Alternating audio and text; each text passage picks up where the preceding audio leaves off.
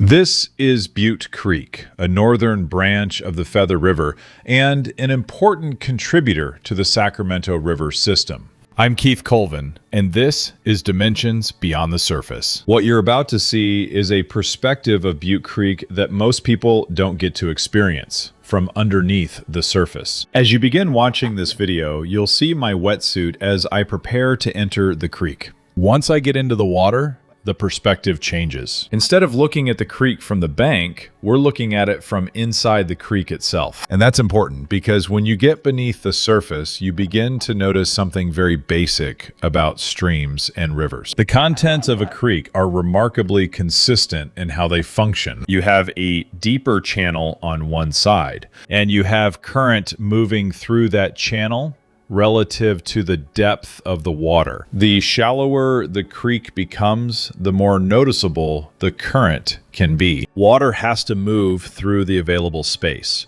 And as the depth and shape of the channel change, the character of that current changes with it. You can actually see this when you're underwater. You're not just looking at water. You're looking at movement. You're watching how the water travels across the bottom. You're watching how it moves around rocks, through depressions, and across different depths. And this is where understanding fish habitat becomes really interesting.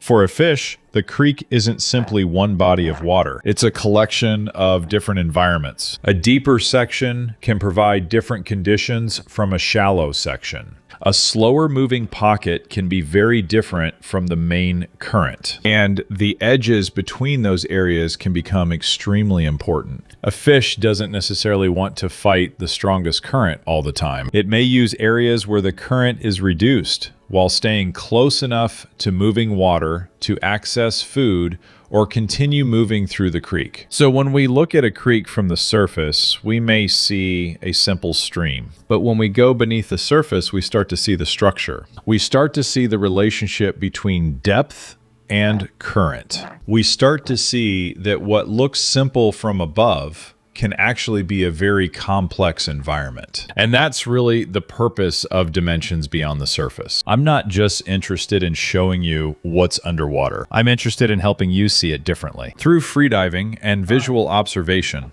we can explore these environments and begin to understand how water, habitat, and fish are connected. Butte Creek is part of something much larger. Its waters connect into the Feather River and ultimately contribute to the Sacramento River system.